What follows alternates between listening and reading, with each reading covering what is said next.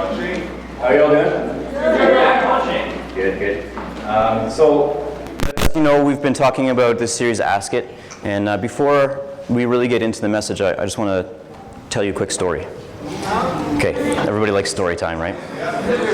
All right, so here's the story. So last night, the boys were playing and doing their boy thing, right? We've got two sons, and having lots of fun. But Mai and I were talking, and we're like, you know what, they've been spending a lot of time playing on their screens and playing video games and stuff a lot today, so they need to do something to engage their minds a little bit before they go to bed, right? So I told them to go upstairs and build a Lego spaceship. Okay, so before they went to bed, I was like, okay, you know what, go do something to kind of use your fingers, use your brain, use your imagination, and I want you to build a spaceship for me, okay? So, but it was getting close to bedtime, so at this time I'm like, you know, it's time to go to bed. So I go upstairs, it's about an hour later, and I just want to show you what I saw when I came upstairs.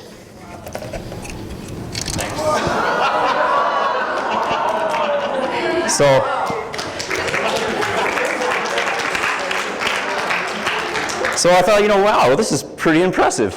I send my kids upstairs for an hour and they come up with this, right? And you know, it's got lots of things. It's got some moving parts, the wings move, right? There's a hidden compartment in here where they can hide and stay safe from space.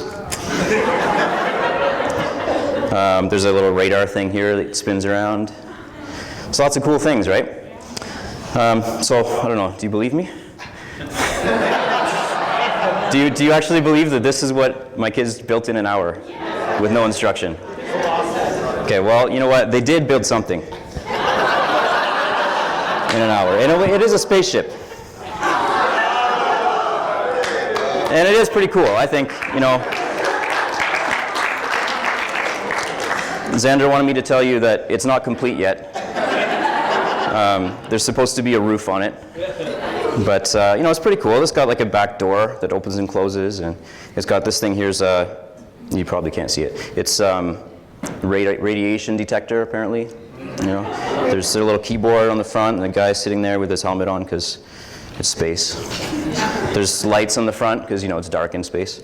But, you know, there's a lot of good things, right? And this is what they came up with in an hour with no instruction, right? See, the thing is, this had instructions. They did build this. They did build this spaceship. It was probably a couple years ago, and it took, you know, 3-4 days of nonstop building and instructions, right? So here's the difference is we can come up with two different things in our lives, and we can look at two different ways of doing things, and it all depends on how you're going to approach it, right? If you're going to follow the instructions. Now this thing is pretty awesome, I gotta say. I don't know if you've ever seen the Lego movie. That's what it's from. It's a couple years old, so it's actually missing a few pieces. This is supposed to be on this side too. And there's two little ships that go here and here that aren't there anymore. But there's a lot of cool things, right? And, you know, there's an actuator in here that makes this thing move, right? Cool. I bet you all wish you could play with this. But the point is that why I'm telling you this is because at the beginning of our lives, we're all given a blank canvas, right? And the idea is that as you go through your life, you're to create a piece of art. And that piece of art is called your life. Now the thing about your life is at the end of your life, somebody's going to take this piece of art and put it on display. Right? Now, the nice thing about funerals and funeral directors is they'll, sometimes not everybody wants to talk about every part of your life. So they'll, you know, cover part of it, they'll drape a little bit, and some of us will have a little bit draped, some of us will have a lot of it draped, but there'll be your life on display. Regardless of what you've done, everything that we choose today is going into this piece of art, and it becomes your life. So the thing is, you can't expect, just like with the spaceships, you can't expect to create a masterpiece with your life without some outside intervention. Right. You can't expect that we're going to have the Mona Lisa as our artwork, as representing our life, if I've never touched a paintbrush before, right? And all of us, regardless of who you are and how awesome you think you are, all of us need some outside intervention to guide us through and show us. With this spaceship, my kids aren't that old. They were young, and this is a couple years ago. So as they're building it, there would be times when they're following the instructions and they need help, right? So they'd call me over and I'd go and I'd say, you know what, this piece actually is supposed to go over here. And then, you know what, this one's a little bit hard to do, so let me just push it in for you, right? And I would help them to build it, right? In the same way, we need help sometimes to build our artwork, right? Our life. So we've gone through this series, and you all know this picture. We've looked at the question, ask it, in 3 dimensions, right? So in light of your past experience, what you've done before, in light of your current circumstance, where you are right now, and in light of your future hopes and dreams, where you hope to be in the future, ask the question, what is the wise thing to do? Right, we've gone through this many times. And then we talked about musical chairs, right? And we talked about how King Solomon, the wisest man to live, aside from Jesus, he observed people, and he saw that there's basically 4 different types of people. One is the wise person, and then the other 3 are these guys. They are the simple. They don't have wisdom just because they haven't lived enough yet, right? They don't know yet. They haven't learned. There's the fool who knows the right thing to do, but just doesn't care. They would rather do what they want to do, right? You don't want to be in that spot for too long. And then there's the last guy, who's the mocker. He knows the right thing to do. He doesn't care, but even beyond that, he makes fun of everybody else who's trying to do the right thing. That's definitely not who you want to be. But the thing is, with these guys, you can be any one of them at any point in your life. Simple, pretty much everybody is going to be simple at some point in your life. Some point, you're probably going to choose the foolish decision, right? And that's part of what makes your artwork, the little bit that gets draped, right? Is you're making the foolish decisions. So the thing is, you don't want to sit in any one of those chairs for too long, or you end up looking like these guys. We talked about time over time and how you can apply this question, what's the wise thing to do, on how you take care of your time, right? How you can make the best decisions with your time. We talked about how you can take little bits of time that you add up, doing a good thing over time, create something amazing. Like if you exercise every day, it adds up, right? If you exercise once every year, it's not really going to do anything. But what if you do it for like 24 hours? No. Probably still not going to do anything. Ed says no. Sorry, Tim. On the other side, if you neglect things consistently, if I continually forget to check the air in my tires, or make sure that brush my teeth, I'll get cavities. There you go. Thanks, Tim. If you continually neglect things, it's going to add up as well. So you have to make wise choices, and what's the wise thing to do with your time. We talked about edged out and how we can apply this question to our relationships and to our morality. Right? How we can say, what's the wise thing that I can do with my relationships and with the people I love and I care about, and the people I want to love and care about, and how you can really do that. And you want to make sure that you're making the wise choices, because you don't want to be like this guy just about to walk off the cliff, right? You want to make sure that you're making the wise choices. We talked about hold my hand. And this is really about how we can be in emotionally charged situations. And emotionally charged situations are generally not the best place to make a wise decision. Yeah. It's very easy to get emotional about something and say, I really want to buy this red sports car, right? But it's not the wise thing to do, because it's Alberta, and sports cars, don't go so good through deep snow. Sports truck, that might be a little bit wiser, but then you got to look at other things like your budget, right? So there's different things in how we can make wise decisions, and the way to do that is by getting advice from other people. People who can see from the outside, they're not as emotionally connected to that decision. And you can make a wise decision that way. So we're going to talk today about the beginning.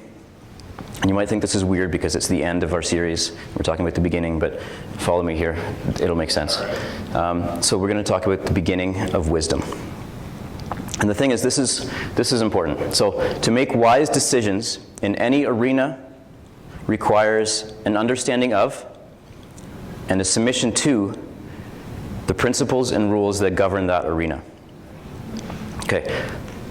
Just to make sure that we all understand this, to make wise decisions, we need to understand exactly what the rules are and how things work, right? We need to understand that, and then we need to submit to them in order to make a wise decision. If you are an architect or an engineer, okay, I am an architectural technologist. I tell that to people, and they're like, so what does that mean? It means basically, the analogy I came up with this week was, I'm kind of like the nurse to the doctor, right? The architect is my doctor, and I'm the grunt, right?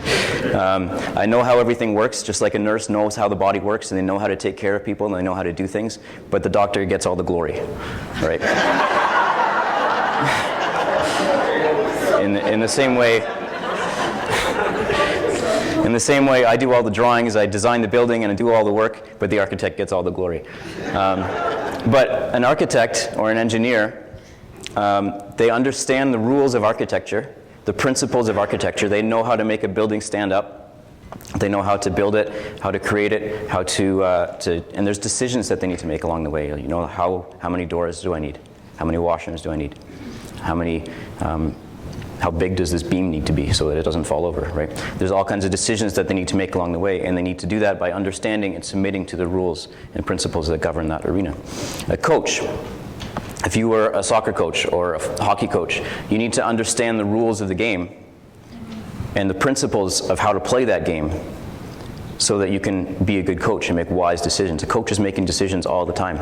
You know, who's going to play with who on what line, what to practice. You need to understand all these different areas so that you can make wise decisions and be a good coach. A financial planner, if you hire a financial planner, you are a financial planner, you need to understand the rules of tax laws, and you need to understand the principles of how to invest your money, and how to do different things and how that works. You need to understand it, and you need to submit to it. You could understand the principles, but if you're not submitting to it, you're going to get in trouble, right? A doctor, you really want your doctor to do this. Okay, you really want your doctor to make wise decisions because it's your life he's dealing with, right? And he needs to understand the principles and rules that govern your body. He needs to be able to listen to you and make decisions based on how he knows that your body will work, how he knows that certain medications and drugs will relate to your illness or disease or whatever it is, and how to make you better, right? He needs to make those decisions and submit to them as well. Now the thing is that we all do this in some way. We all will submit to rules, right? For those of you who drive, when you go home today, at the end of the day, you get in the car and you're going to submit to the rules and principles of driving. Right. It's beyond just what's legal, how fast I can drive and not get a ticket, that I need to stop at red lights, right? It's beyond that. It's also, you're making decisions all the time as you're driving. You're seeing people on the sidewalk and you want to make sure they're not going to step out in front of you. You're going to make a left turn and you want to make sure that you can turn before the car comes, right? There's always decisions and principles that you're applying every single day. And even if you don't drive, there's other areas that we all apply these principles and rules of whatever arena it is that we're in. So the principles and rules inform the decision-making process. Because this is all about making wise decisions, right? And using the principles and rules of whatever arena we're in, that helps us to make the wise decision. That's why you want your doctor to make wise decisions, because they're going to take the information that you're giving them and use that to make a wise decision. And that the principles and rules, they create the context for good judgment. because we want to have good judgment, right? We want to be able to say, you know what, this is better to do than this, right? And we want to make sure that we can really understand what that is. So why does this matter? Well, excuse me, because we want to make wise life decisions. We've been talking about making wise choices. What's the wise? Asking the question, what's the wise thing to do? We've been talking about that.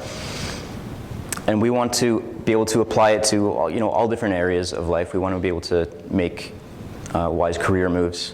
We want to make wise purchases. We want to be able to make wise decisions in our life, right? But we want to be able to, at the end of our life, pull up that masterpiece and be proud of what we created, right? We want to make sure that we're making wise life decisions. And Christians especially, you've been called to live at a higher level of wisdom. We've been called, if you're a Christian, if you follow Jesus, you've been called to live at a higher level of expectations. So you really need to make sure that you're applying this, and listening to what I'm saying here.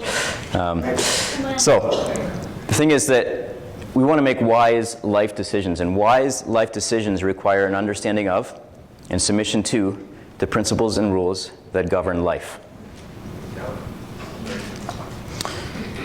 We want to make sure that we're understanding how that works, what decisions I'm going to make in life, and how I can apply it. So I want to make an understanding of, which means I know what, and a submission to, which means I'm going to follow through the principles and rules that govern life. That's how you can make wise life choices. So ask it. You notice see this one, the question mark's at the front. I put the question mark at the end because it's beyond just asking the question, right? Asking the question, what's the wise thing to do? It gets us right up to the edge of wisdom. It gets us it shows us what's the wise thing to do, right?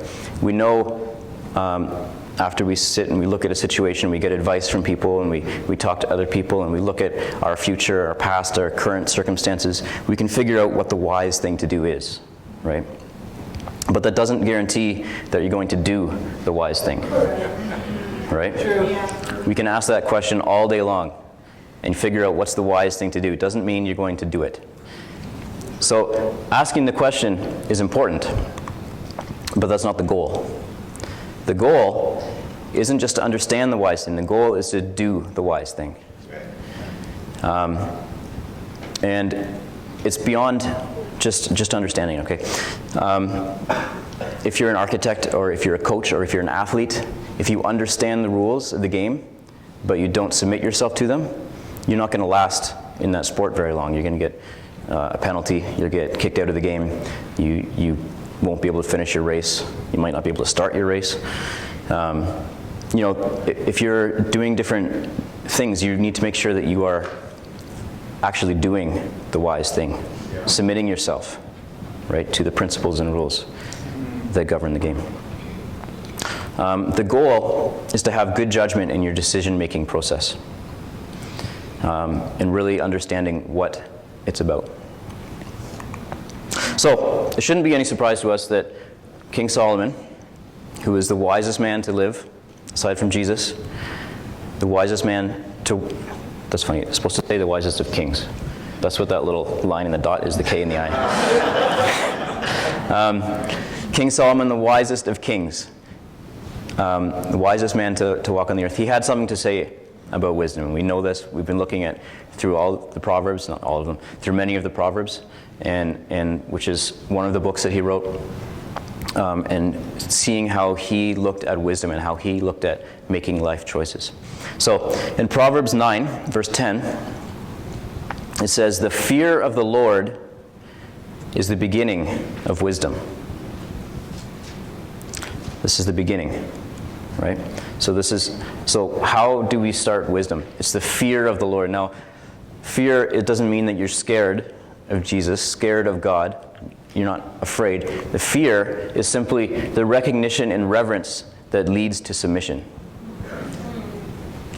Okay, it means I understand that God is God and I'm not.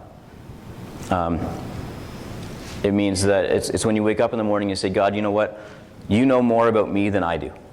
You know more about my wife than I do. You know more about my kids than I do. You know more about my job than I do. And all my relationships and all the things that I do, you know more than I do. And I will submit myself to you because I understand that you know, right? And the thing is, sometimes you'll understand what he's asking you to do. Sometimes you won't. Like when we were building the spaceship, inside here,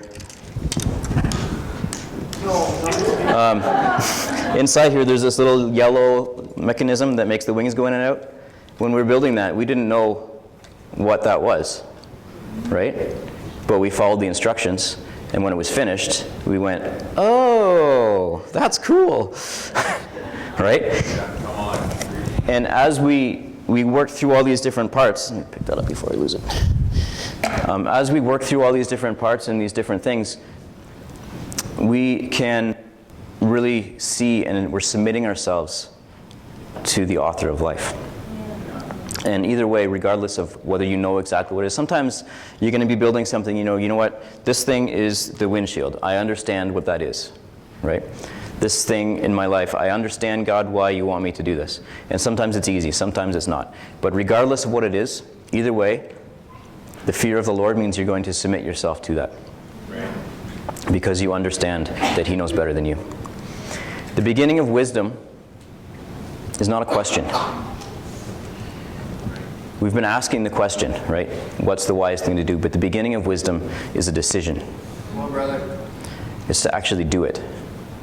It makes all the difference. Oh, not two there. What happened? There we go. Okay. So this is the second half of that same scripture. The fear of the Lord is the beginning of wisdom, and knowledge of the Holy One is understanding. So this is just to kind of understand what this maybe means is if you look at how you understand what things are. Okay, let me jump to the next one. So you make wise decisions in life, and it requires you to submit yourself to the author of life. It's when you're saying, I understand, God, that you know more than me. The thing is that that's where I was going, sorry. I totally lost my point and I just remembered. So we understand that every single day that there are rules to life. There are rules to, physics. There are rules and things that we understand. When we get out of bed, we're going to put our feet down on the floor, and it's going to be solid. Right? We understand that. And we use that, because if it were Jell-O, it would be a different situation. Right? If we could put our foot right through the floor, it would be different, right? We understand that, gravity is at a certain level, and if we jump in the air, we're not going to fly 15 feet and hit our head on the ceiling. Right? We understand these different rules, and we use them every single day for our benefit. And making the wise decisions in life, it really requires, the thing is that, let me go back to that. So knowledge of the Holy One is understanding. So when we really understand that we're actually using this every single day, when we understand that God created the world, and we know that, it really makes a difference in the way that we look at things, right? We can say, you know what, to make the wise decision, it requires us to submit to the author of life, the one who created it all, who made it work, right? David, who was Solomon's father, taught him this, right? He taught him this idea. It says, this is David's version, fear of the Lord is the foundation of true wisdom, and all who obey his commandments will grow in wisdom. So the foundation is what you begin a building with, right? Same principle. The beginning, the foundation of true wisdom is to all who obey his commands, all who do it, his commandments, the things that he does, they will grow in wisdom. That's how you know. Now, just so you don't think this is just David and Solomon's little family thing, I pulled in here something that Jesus said, who actually was the wisest person to walk on the face of the earth. Thanks, Tim. So the Jews, this is Jesus talking to the Jews who had believed him. Jesus said, if you hold to my teaching, if you obey it, you are really my disciples. And then you will know the truth. And the truth will set you free. The knowledge, right? You will know it. What the truth is. You will understand what the wise thing to do is. If you hold to my teaching, if you do my teaching, you actually apply it. That's how you're going to know it. Yeah. Right? That's how you begin knowledge and wisdom. Now, James said something similar. He said in James 1:22-25, but don't just listen to God's word. You must do what it says. Otherwise, you're only fooling yourselves. For if you listen to the word and don't obey, it's like glancing at your face in a mirror. You see yourself, and then walk away and forget what you look like. Or maybe another version is, you pull out your phone and look at what time it is, and then you put your phone away, and you forget what time it was, right? Same kind of thing, right? You look at it and you forget because you're not applying it, right? But if you look carefully into the perfect law that sets you free and do what it says, you don't forget what you heard. Then God will bless you for doing it. Right? It's all about the application. We can learn and we can figure out what the wise thing to do is all day. We can ask the questions all day. But if we don't actually do it and apply it, what's the point? Right? So the thing is with your life, if you're asking those questions, what's the wise thing to do, but you're still scribbling, right? You still got mess here. I've got, this is the little bit of my life that I don't want anybody to see, right? So at the end of my life, we're going to drape that part, right? But if I had been asking, what's the wise thing to do, and then doing the wise thing, that little scribble might not be there, right? Well, if I was doing the wise thing, it wouldn't be there, right? If I was asking myself in every situation, what's the wise thing to do, and then doing the wise thing, it totally changes what your picture is going to look like, right? What your artwork, what your life will look like. So here's the question, one last time.